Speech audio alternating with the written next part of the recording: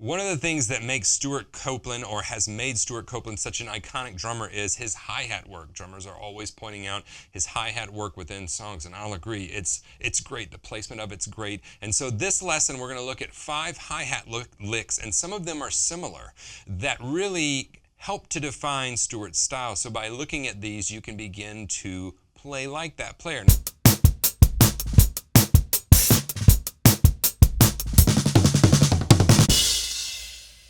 As always, please, please, please go listen to these songs. Go listen to his drumming. Specifically, I'm sticking with his catalog with the Police as well. Subscribe to the channel, put notifications on so that you know when the next videos on this topic are coming out. Stewart Copeland, I've got some beats and some fills, and I'll try to put those links below. Download the sheet music. It's in a pinned comment or in the video description. Let's dive into this. Now, of course, the first one people are going, oh, it's got to be, it's Walking on the Moon, okay? So Walking on the Moon, he does some hi-hat stuff in there that is really, really incredible within the song. It's just, the effect is incredible, and it's relatively simple, just like in some of the other lessons we've looked at. It's not the complexity of the part, it's his placement and where he puts it.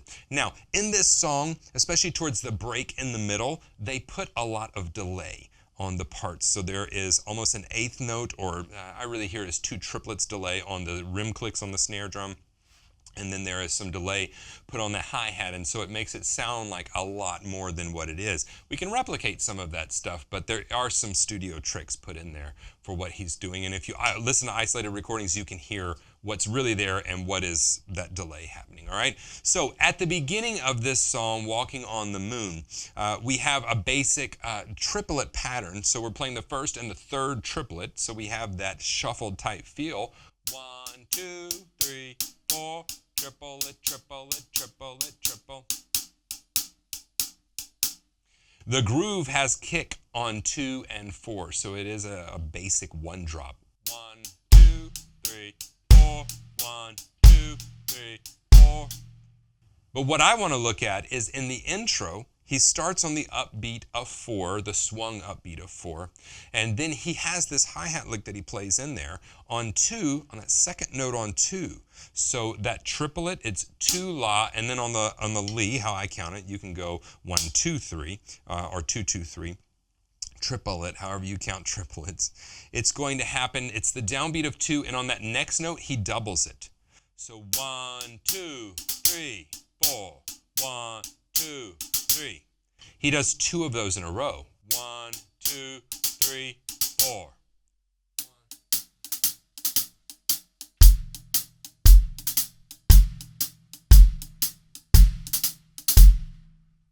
Okay, so he intersperses those throughout that, and that's going to be a recurring theme within this song. And the next one, we'll be looking at that one just kind of looped a little bit further, and then adding another little hi-hat goodie that he likes to put in there. All right, so if I play this up to full tempo, and tempo for this is around 145 BPM. So if we play this at 145, I can slow it down and play it for you. 1, 2, 3, 4, 1, 2, 3, 4, 1, 2, 3, 4, 1, 2, 3, 4, 1, 2, 3, 4. So if you'll download that sheet music, I actually have the first 4 measures written out there. And if we pull that up to tempo, such a simple lick, and yet he uses it to great effect throughout the song, and then they started adding in some of that delay, and that really kind of ups the ante as far as what it sounds like he's doing on the hi-hat. 1, 2, 3, 4.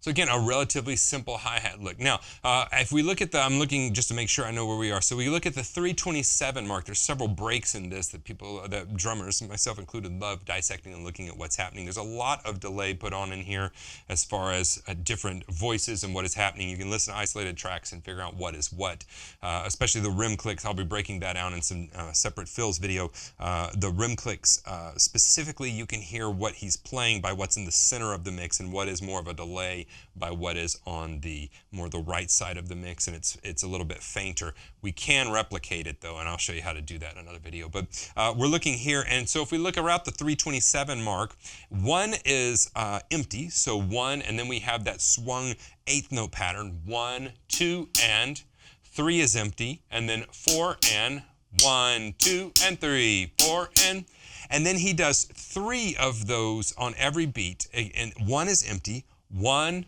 2, 3, and then into 4, he does something that you'll see him do a lot, and he opens the hi-hat on both of those 8th notes.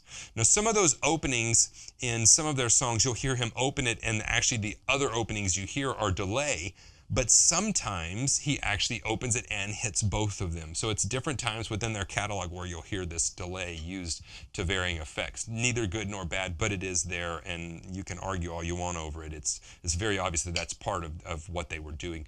So if I played that, those 2 measures, 1, 2, 3, 4, 1, 2, and 3, 4, and 1, 2, 3, 4. And there's that classic cha-cha, right? It's like sometimes he'll play it if he's playing a groove, like in The King of Pain.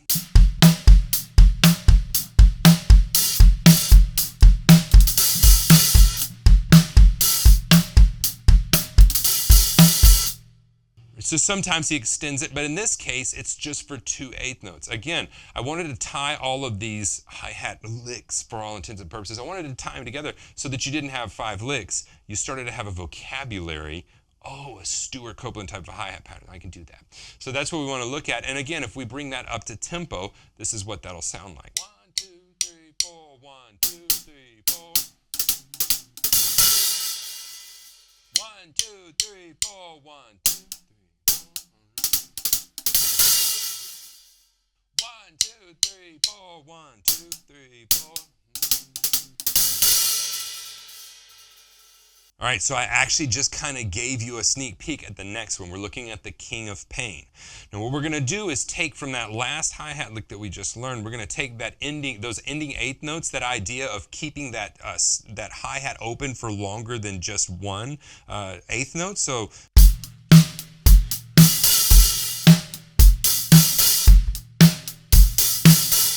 okay, obviously that's a standard rock groove that I'm showing that to you with, okay? But that's the idea. Now let's put it to a groove that I break out in actually the Grooves video that I did of Stewart Copeland, and we're looking at King of Pain. So I'm not going to spend a lot of time breaking out this particular groove. What I am going to break out is on the upbeat of 2. Instead of playing just 2 notes, 1, 2, he plays 3 sextuplets or a triplet type of pattern. Okay, now there's 2 ways you can play this. You can play it alternating, with that being the downbeat, the upbeat starting here.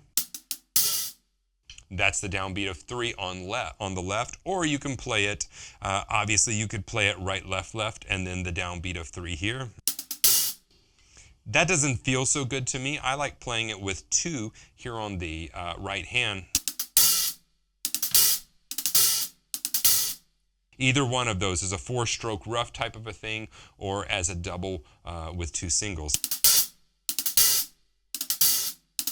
Now, if we play that groove with that,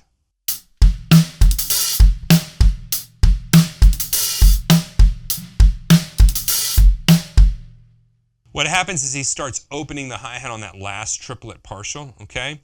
Now, he's going to leave the hi-hat open while he plays 8th notes, 3 and 4. Okay, and then it closes on one of the next measures. So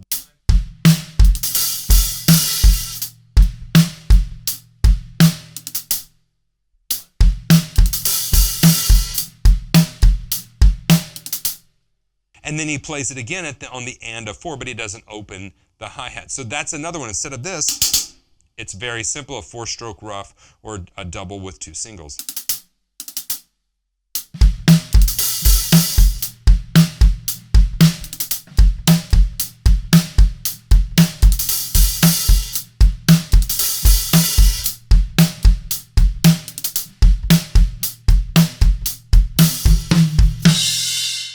Okay, so you see how these are all kind of tying together. We had that first 2 notes on the upbeat of the triplet, and then we brought it into using 3 of those, but tying it into that open type of a pattern, and then we tied that into a 4-stroke rough instead of just 2 notes and tied it into that opening. Now another place that he does this is going to be the 4th one, and that's going to be the intro to Every Little Thing She Does Is Magic. That one's even faster, so getting that 4-stroke rough out can be tough, and that's why sometimes I'll put a double with 2 singles before that because it's easier to play that. He plays almost the exact thing that he plays in King of Pain, in that section in King of Pain, but he also plays the upbeat of 4 as an 8th note and use that to lead into the song. Okay, so what he does is it's going to go 1 and 2 on the and of 2. He's playing that that triplet pattern, or 3 sextuplets. You can either play as a 4-stroke rough or a double and 2 singles. So 1 and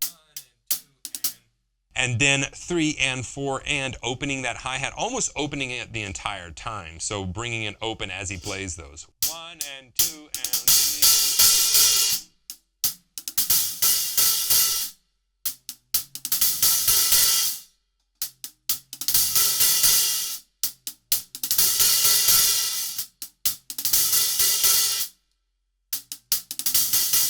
And that opens up that song. Now let's get it up to the tempo, which is really moving. Again, those post-punk tempos that you see a lot with the Police. 1, 2, 3, 4.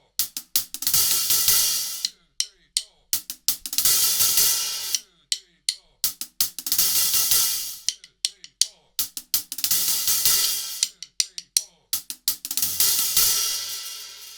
And that gets us into the intro of Every Little Thing She Does Is Magic. Now let's look at the 8-second mark of Driven to Tears. And I've really tried to make these have a cohesive line through them so that you don't just go away going, I know, 5 Stewart Copeland hi-hat licks. Yeah, I want you to learn that, but I want you to be able to put them together as almost words in a sentence. And so this last one's going to tie that together. We had the 2-note pattern, then we tied that into opening the hi-hat for several 8th notes, and we tied that into the triplet pattern, opening the hi-hat with that triplet pattern, repeating those over and over within grooves, and then he uses that as an intro. And that intro, that 4-stroke rough intro, is actually an intro that you'll hear on a snare drum that is very popular in a lot of reggae music. So he's just taking those ideas and putting them on other voices as well. Now, in this song, Driven to Tears, he has what's more of what we would call a stepper's groove, and so that's going to be 4 on the floor here with the kick drum going instead of just on 2 and 4 like a 1 drop. Now what he does is on beat 3 of this measure at the 8-second mark, he uses that 4-stroke rough idea. He uses that sextuplet pattern, so 1 and 2 and 3. 1 and 2 and 3 and 4 and then on the 1 of the next measure, he leaves that empty, and then we have another lick that we can use that Stewart uses quite a bit. He avoids 1 and comes in on the E of 1, which you will hear in a lot of reggae music. So he avoids 1, and then he comes in on the E. 1 E, 1 E. On 2, it's 2 E and 1 E and 2 E and 1 E and a 2 E and a 1 and 2 and 3.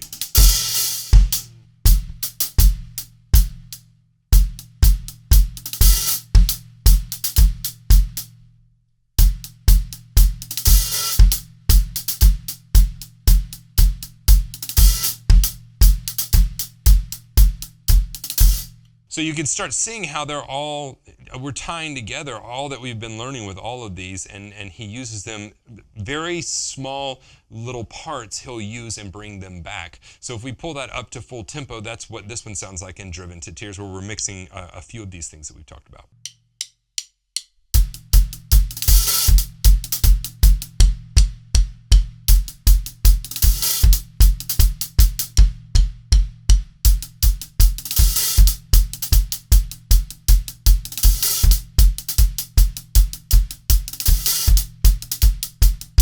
So again, this is just showing you how he weaves all of those in there. With Stewart, it's not always about how complex it is. Many times it's the speed that they're playing at. He's avoiding one. He's using several snippets from the reggae stylings and using them in that post-punk era where he's really putting them into a pop song format. So that's what makes this, to me, so magical, and hopefully to you as well. Hopefully you've learned more than just 5 hi-hat licks. Hopefully you've begun to learn a little bit about Stewart's vocabulary. That's what I want to teach you. I don't just want to teach you a bunch of licks. So please go listen to what he does with the Police and all of his other projects, but I'm just focusing on the Police for right now. As well, if this helped you, share it with somebody you think it may help. Give it that thumbs up button, and as well, leave me a comment. Let me know what song is your favorite hi-hat work on with the Police. Download that sheet music, subscribe to the channel because I have a ton of other stuff coming that you'll be sure and want to check out. But whatever you do, I'll see you here in the next video.